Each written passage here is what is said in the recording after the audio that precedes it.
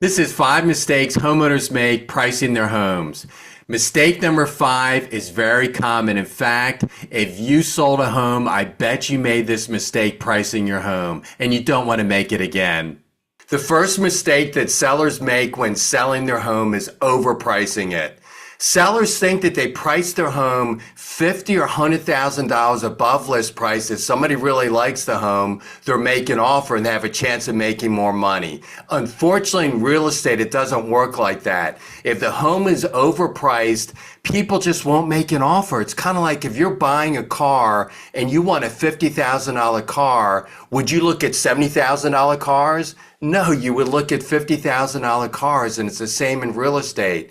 The real estate agent that's showing buyers homes is going to print a list of homes. They're going to print a list of everything below, say, 525 if they're looking for a house for 500,000. So if you're priced at 550,000, you're not going to get on the list. You're not going to get shown, and you're not on the buyer's radar. So that's mistake number 1, is overpricing your home.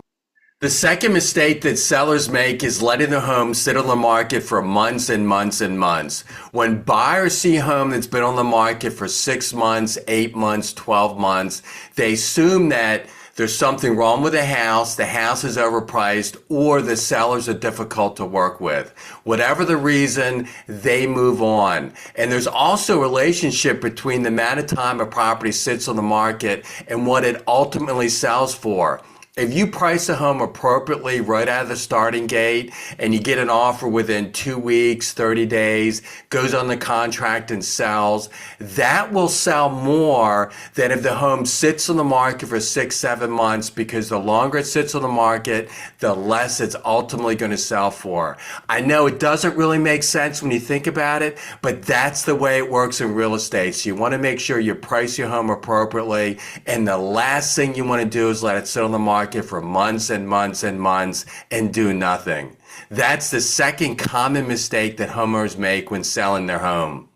The third mistake that homeowners make when selling their home is chasing the market. You see, when you bring your home to market and you set a price, that's a moment in time. So you could set your price at $500,000. It's a great price. You're excited the home's going to sell. And then the following day, 2 of your neighbors list their homes just like yours for $450,000.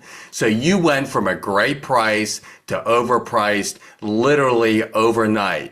So the price of the home is a moment in time. The other thing is, a market is fluid, it's moving, particularly when a market's moving down. So I'm going to give you a hypothetical example. Let's say values in your area are going down $10,000 a month. So every month the home value is going down $10,000. What you're doing is every month you're dropping your sales price by $5,000. So after 4 months, you've done 5, 10, 15, 20. You drop the value, you drop the price by 20,000, and your home still hasn't sold. You're chasing the market. The market's moving faster than you're reducing the price. Now, the other way to handle this, the proper way, is to get in front of the market. So let's say that first month, again, the values are gone down by 10,000. You drop your price by 15,000. You're now in front of the market. You see, when the market's going down, you want to be the next home to sell. You don't want to be the 4th or 5th, because the values are going down, down, down. The longer it takes to sell the home, the less it's going to sell for.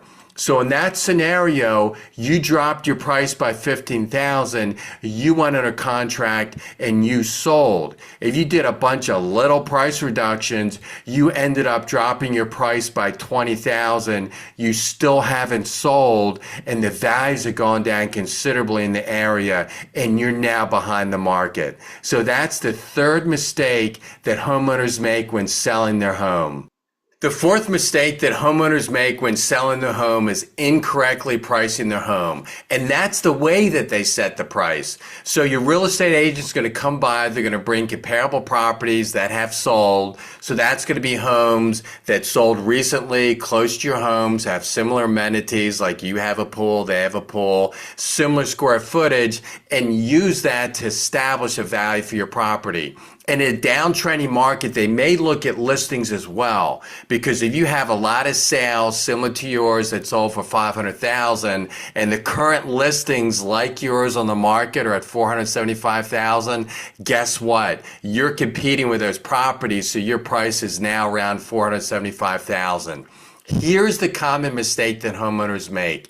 They say, okay, I purchased this home for $500,000 and I put $200,000 into the home.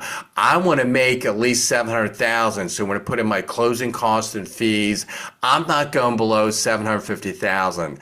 The problem is homes like theirs with those types of upgrades are selling for $650,000. So if you price it for $750,000, it's not going to sell. A buyer's not going to say, well, you paid $500,000 for your home, you put $200,000 into it, therefore I'm willing to pay $700,000 plus closing costs, I'll give you $750,000 for the home. They're not going to do that. They're going to look at your neighbor's house that's just like yours, that just sold for $650,000. I'm not going a penny above $650,000. So in that particular scenario, you need to look at how bad you have to sell and why you're selling, because right now may not be the best time for you, or you may just have to bite the bullet and understand that what you did with your property is called an over improvement. So what you put into the property, you're not going to get back when you sell it, which unfortunately sometimes happens. So that's the fourth mistake that homeowners make when selling their home. The fifth mistake that homeowners make when selling their homes is listening to somebody other than the real estate agent. Everybody knows that guy at the party that's an expert in real estate. Maybe it's a coworker, a friend, a relative, or maybe they're another real estate agent. And here's the scary part. According to the National Association of Realtors stats and estimates, there's close to 1.7 million licensed real estate agents in the country. And just under a million of those didn't sell a single property last year. So you could be talking to a real estate agent that has no experience and shouldn't be involved in your transaction. They're saying, oh, that price is way too low. You could get a lot more money. In fact, you should probably list with me because I can sell for more money. You got to watch out for that, and you need to talk to your real estate agent, and they will go over comparable sales with you, and they will give you appropriate advice because they're the ones that are talking to other real estate agents, buyers that are looking at your homes, comparable properties. They know what's going on. So they've got their hand on the pulse of the sale of your property. So you really need to listen to your real estate agent and not take advice from people outside the transaction or another expert at work who's a licensed real estate agent who hasn't sold a property in a year. Oh boy. So that's the fifth mistake that homeowners make when selling their home. And if you have any questions about real estate or would like to sell your home, send us a text message, send us an email, give us a call. Love to talk to you. And make sure you subscribe to my YouTube channel.